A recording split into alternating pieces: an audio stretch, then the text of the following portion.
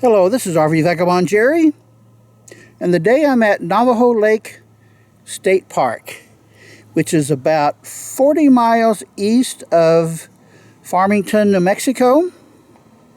The elevation here is 6,170 feet, and I've come here to see the park and to camp for a few days in their campground with hookups. So I'll show you the campground, but mostly I'm going to show you the scenery around the lake here. If you're not camping, then the entrance fee is $5 a day, and you can get permits out of here to fill that out and put it in here with your money. They also have an entry station right here, which has been closed all day, and that's next to the visitor center. And at the end of this video, I'm going to show you the map on my computer, which is a lot more detailed. Here is the Marina, and as you can see, there are a whole lot of boats docked here. I'm going to go down there and check it out and find out what these buildings here are with the very colorful roofs. Those might be rental properties. I'll take a look and see. Those are the storage docks there. I know you have to pay to store your boats there. And then if you're going to dock, you have to pay to dock here. Like right there. You can see boats docked in the water. What I wonder is if you choose to just stay way out into the lake there, if you have to pay to just park your boat out there. I've not ever really been a boat owner, so I'm not sure how that works. I'm at a big parking lot area here where there's just really big covered picnic area with barbecue grills and a good view of the lake.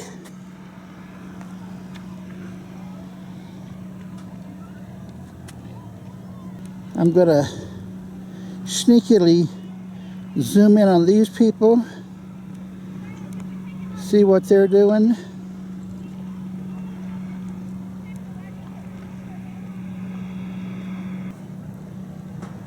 And up here on the hill, this is where I had planned to camp, but I'll tell you later how I got stuck into another campground that's pretty far off from here.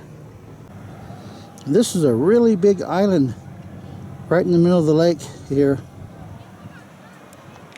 And here are some people who have set up a tarp cover for their day use, so they can swim in the water or go fishing, whatever they do. Well, let's walk over the boardwalk here and see what they've got down there. Here is some of the equipment that you can rent. Here's a list of what they've got.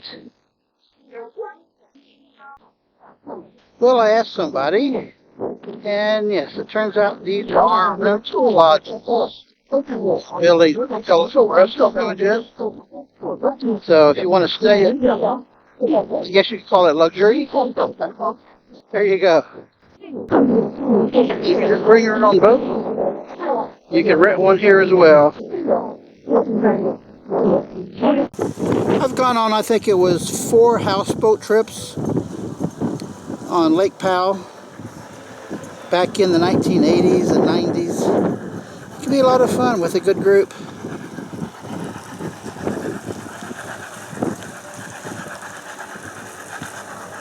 And this looks like a tour boat where you go out on the lake for a couple hours or so. And if you get really bored, you can play chess peacefully as a child. I guess that's how you play it. You just pick them up and move them around like they're big posts. This is the Marina store. And no, I do not know why this is in a Marina store. This is more what I would expect to see in the store. Okay. Do you want the paper towels in case she poops?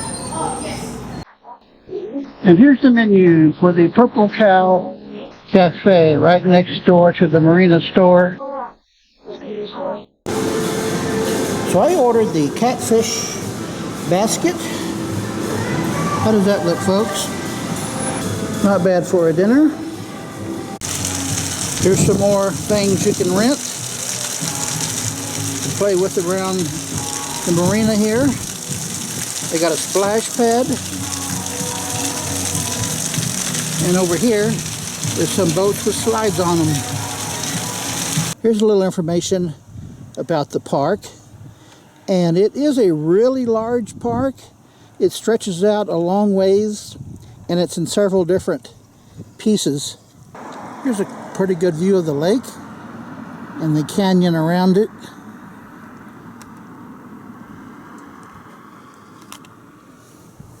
It's a pretty good sized lake. Here's a good view of the lake side of the dam to the left here. And this is the strangest dam I've ever seen, at least to my perspective. And these orange floaties here, normally when you see these above a dam, that means that's as close as they will allow boats to go. But in this case, it's just dry land for quite a ways from where that concrete is to where the water is. A pretty long way. So it looks like there's no way for water to get to the dam. But the way a ranger explained it to me is that water is taken into the dam below ground. They've got like pipes below ground here that take water in from the lake. And then under the dam, he said they have electricity generators that the water is used to power. And then the water is let out into the river, the San Juan River. I've seen a lot of dams in my travels, but I have never seen any sort of dam like this. This is very interesting. I mean, it seems like it's just not a dam from this side. It just seems to me that water should be coming from the lake and up to the dam here. But I don't know, that's just not the way it works here. So here is a shot of the river below the dam. This is what it looks like, with the dam just off to the right there, going up that way, which you can't see from this point. But that's the San Juan River. Here's a side view of the dam, and this is the power plant right below the dam.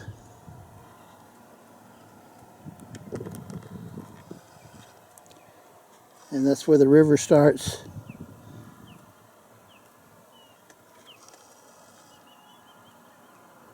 So here is the front of the dam on the riverside. And when I saw that, I assumed that was a water slide, where when they release water from the dam, it just slides down the top of that concrete. But it doesn't. The water comes from underground, somewhere down there. There is the power plant. This is for sure the strangest dam I've ever seen in my life. And there's the river. And look at the scenery here. This is really nice.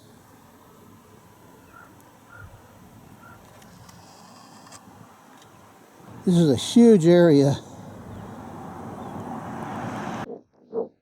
And here I am directly in front of the dam.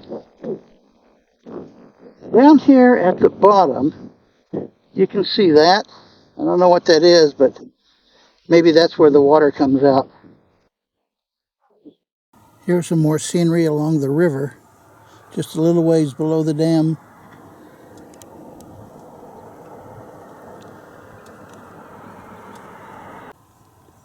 Here's some info about the river. Here is a day use area with those amenities that it shows right there. And there's not much to see here except the canyon side along the river. And here is seems like an odd location for a church. And it's got a church bell up there. And it's just above the river. The river is right below that canyon side. And look what they have here, a couple porta potties. Well, I guess you could call it a charming location. And look at this, they've got their own cemetery back here for when the members of their church die.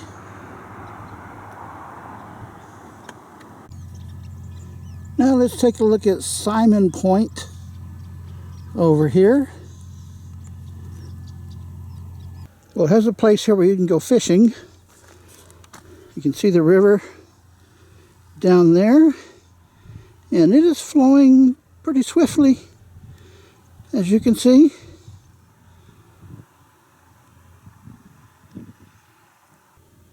You just have to follow this trail down this cliff to get to it. Here's another view of the river off to the right. You can see the beautiful canyon side here. So this one's next. Let's see what they have. And this is where you can launch a boat into the river.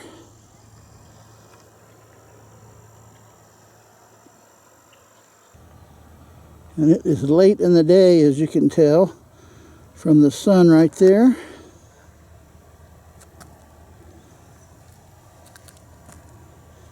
Here's a guy doing some fishing. So this is a good place to launch a boat or a kayak or a raft.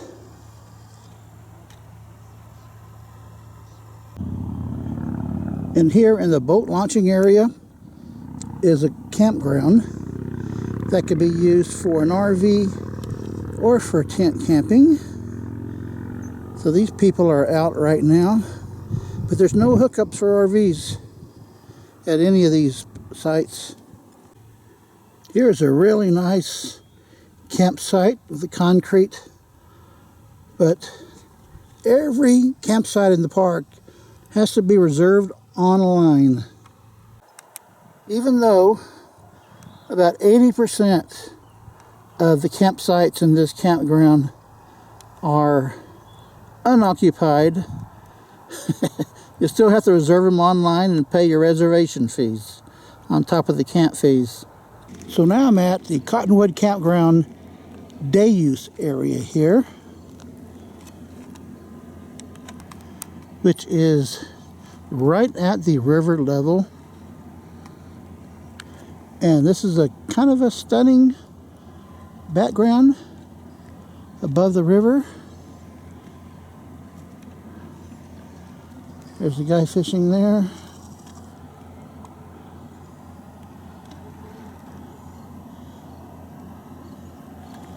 Very nice. Several people fishing here.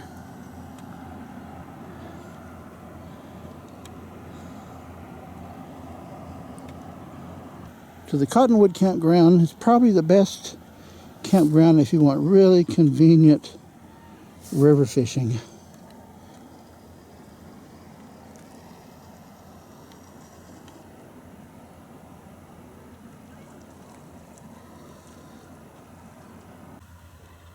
And I guess this would be called handicap fishing.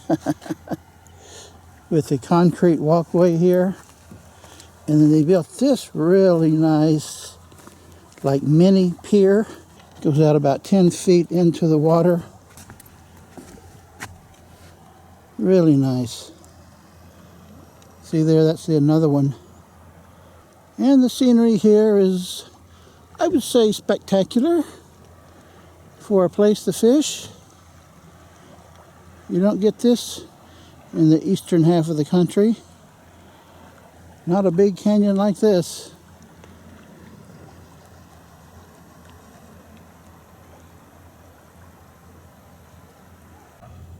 So here is my campsite. My neighbors here are in tents. Got 30 amp electric, a water faucet, a covered concrete picnic table, barbecue grill, which I have never once used a barbecue grill like that in my life. Very nice. I even got a tent space here if I want to set up a tent, which I don't. This is not bad for $18 a day. So here's my map. Most of what you see here is the Navajo Lake State Park. And the dam is right here. You see that little inlet? And this is where the river starts. So the dam is right there. And the visitor center is here. The marina is right here. And when I booked my camp spot online, I thought I was getting into this pine campground. But when I checked out, somehow I had chosen this Cottonwood campground, which is way off, a long drive to the left. Although the benefit to the Cottonwood campground is that it's right on the river. Just a short walk to the river there, as I showed you in my last part of the video, where people are fishing, just sitting right along the river, and they have those mini piers. So it's okay. It's a good campground. Nice area here. It's just a long drive to get to the main part of the park. Now, on the other side of the lake, they also have this Sims Mesa campground. That's part of the state park as well. So there's 1, 2, 3 campgrounds. And by the way, the Elks Lodge, and this is connected to the Elks Lodge in Farmington. That's theirs. So this was a possibility. I considered maybe getting into this campground instead, but that was a bit of a drive you have to go to get over here as well. I probably should have selected that one. I don't know why I didn't, other than the distance in driving around. And you can see from my video, it's very nice scenery just everywhere here. Well, folks, I hope you've enjoyed the video. If you have some time, you're in northwest part of New Mexico, this would be a good place to spend a few days. Good day, folks.